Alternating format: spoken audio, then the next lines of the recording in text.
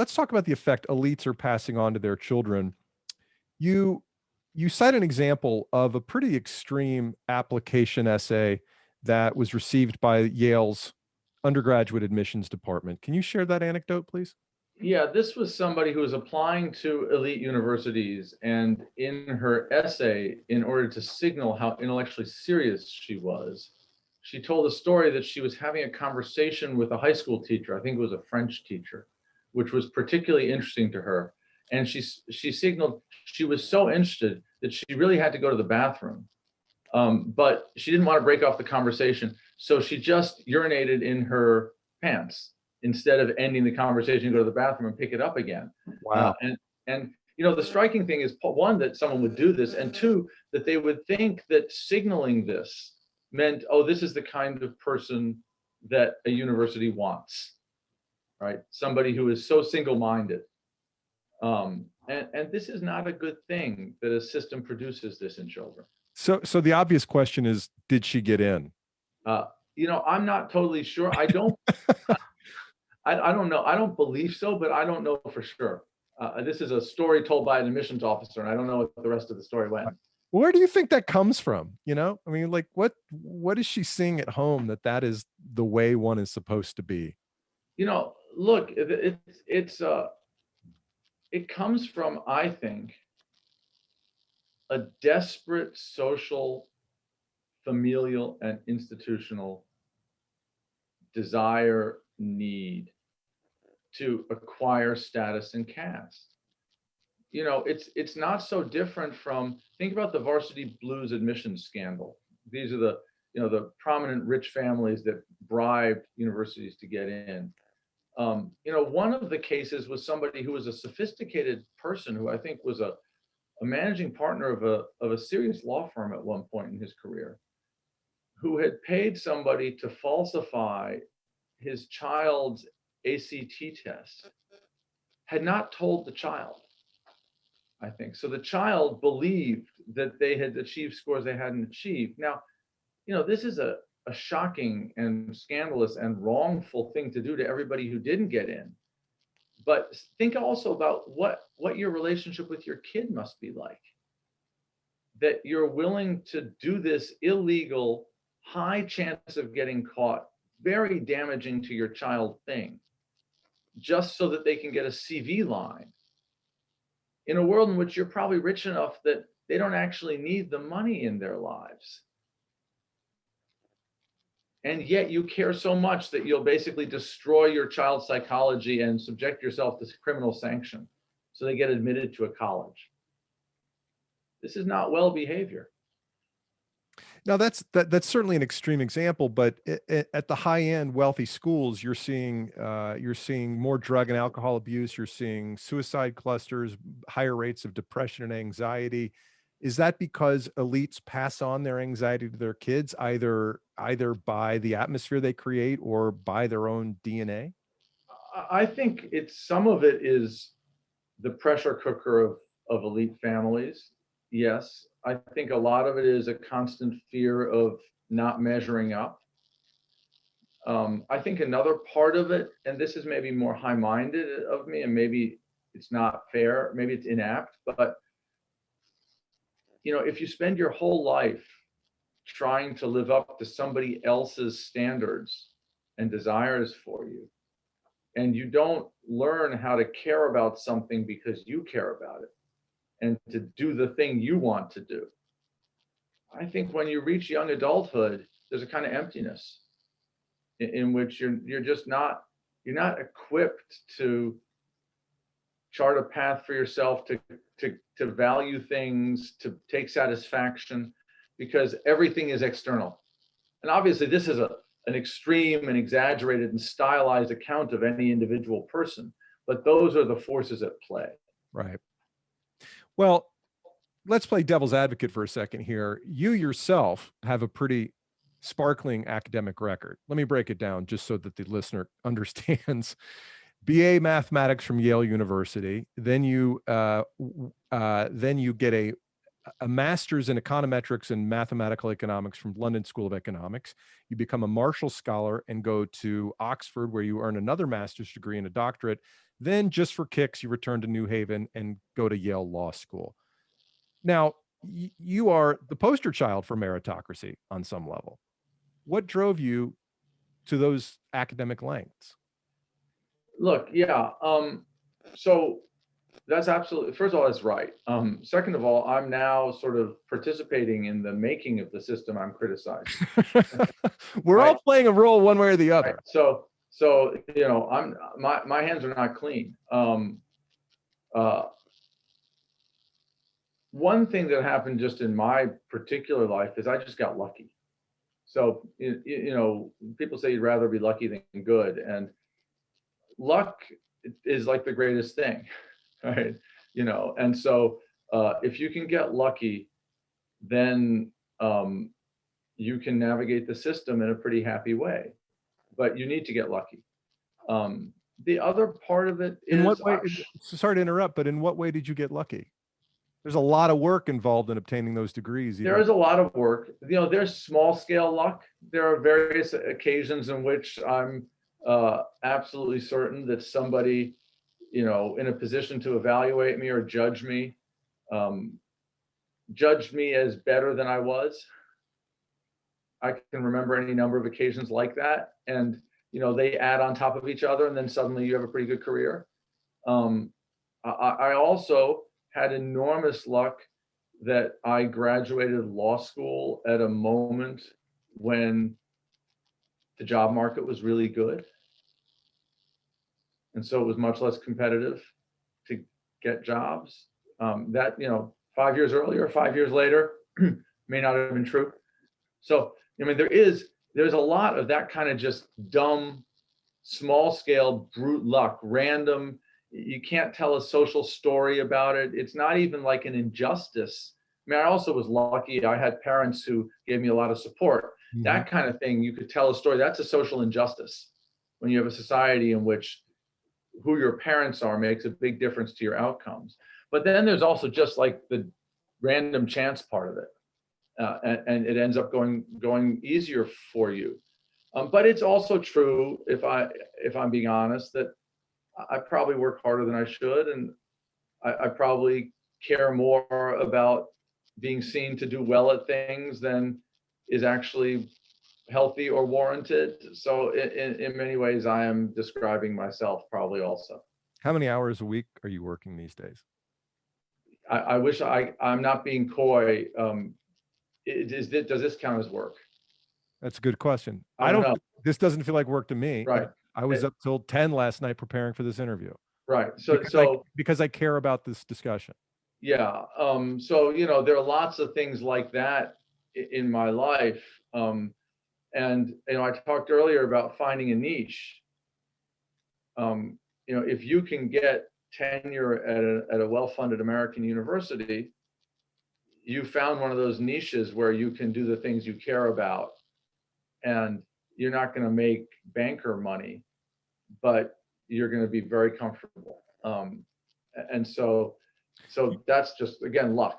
Do you ever have to remind yourself of that trade-off, that when you see somebody coming in with a $10 or $15 million payday, do you say, I'm doing exactly what I want to do, and I embrace both the benefits and the costs that come along with that?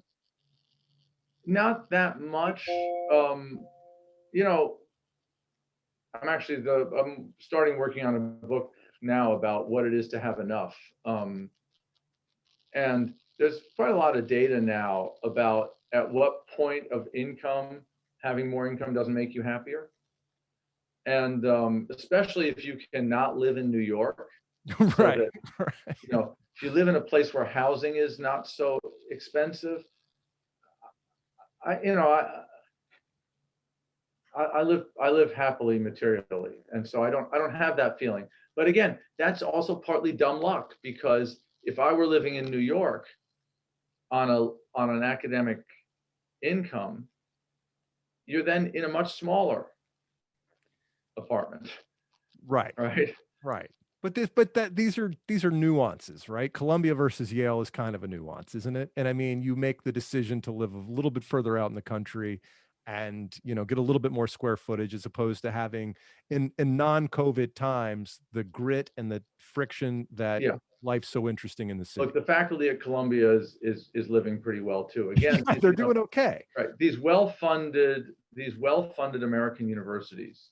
Now, but let's be clear, if you are someone who is doing the core teaching work at CUNY, you are not getting paid very much. Right. Right. And your position is precarious. And you're working a lot of hours, and the new administration can decide your department doesn't have the enrollments it needs, and you can get kicked out. And you might be making $50, $60, $70,000 a year, which is roughly median household income in America. But in New York, $50,000 a year is not going to enable you. It's not, at that point, you're making trade-offs where the knife cuts. And that's after spending 19 or 22 years in Yeah, school.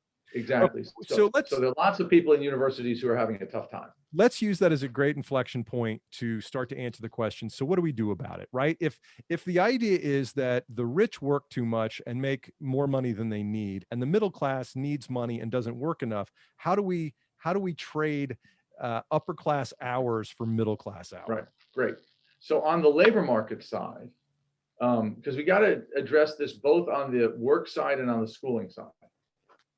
On the work side, what we need to do is invest both in terms of taxes and subsidies, but also in terms of regulations in remaking labor markets to favor mid-skilled jobs, and in particular jobs that have an incredibly high social product that are really valuable for the community, even if they don't maybe pay as much to the person who does them. So, we don't have enough teachers in this country. We don't have nearly enough nurse practitioners, nutritionists, exercise therapists. Now, those are people who do an enormous amount. For example, talk about the healthcare workers for population health.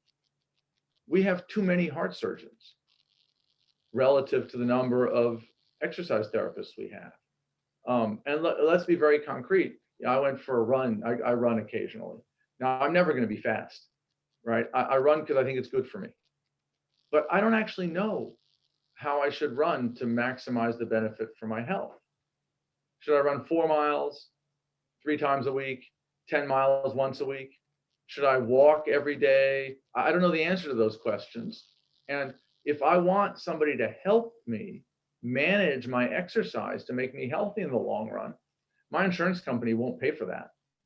They won't pay for a personal trainer or a lifestyle coach. But if I don't do those things, and 10 years from now I have a heart attack and I need a heart transplant, I have pretty good insurance. My insurance company will pay $1 million for me to get a new heart. Now, that's crazy from a public health perspective, but it's also crazy from a labor market perspective.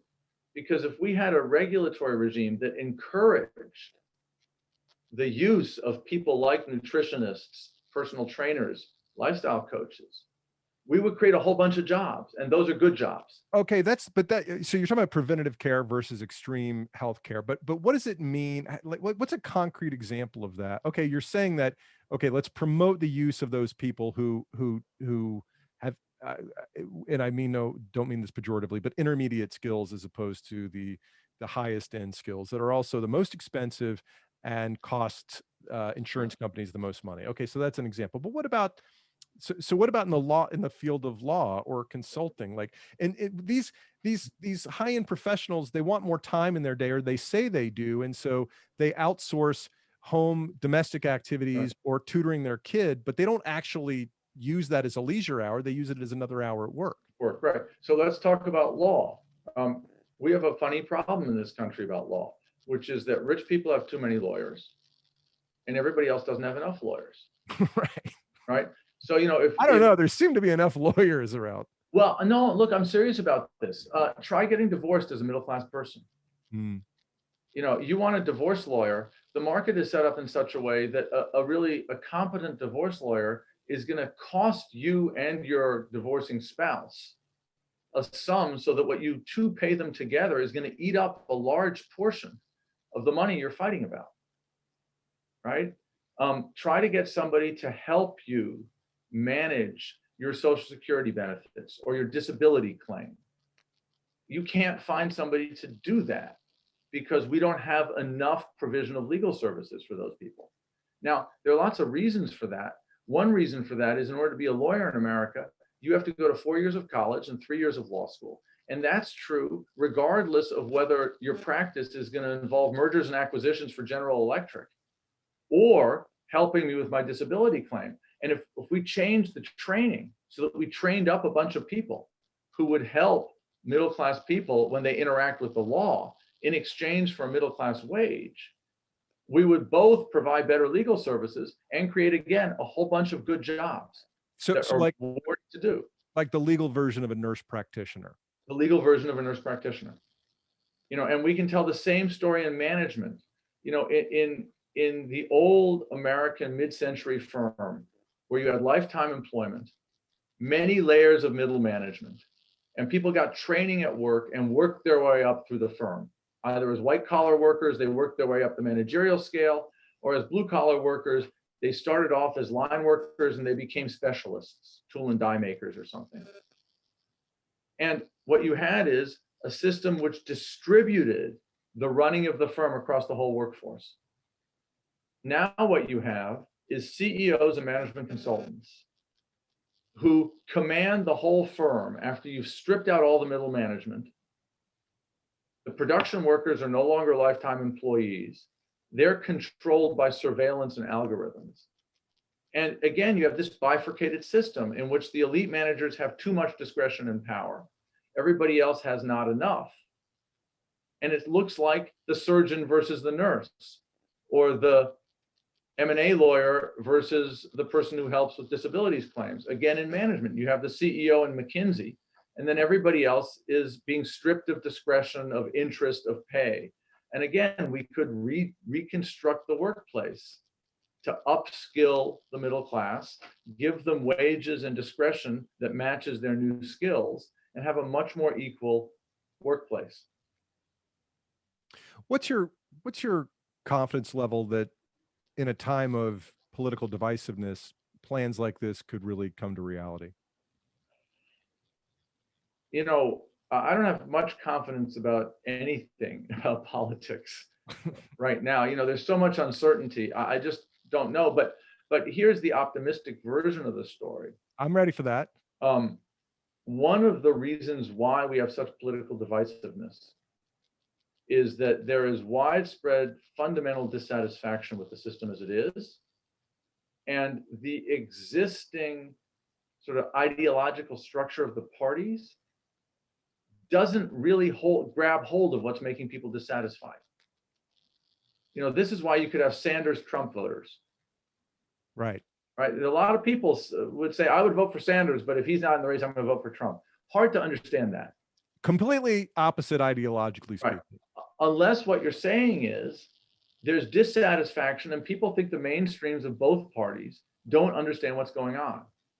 And so that's a moment for a new diagnosis, which says the problem is not the ones that have traditionally dominated our politics.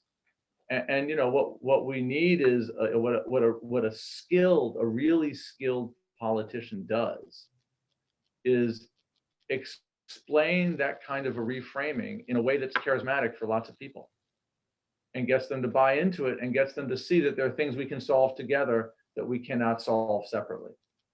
And so there's a way in which the dysfunction that we have right now, while very dangerous, is also the necessary precursor for solving the problem. Well, Daniel Markovits, you've given us a lot to think about today, and I appreciate your time. Where can our listeners find out more about you? Probably the best thing, I tweet occasionally. Please come see at DS Markovits.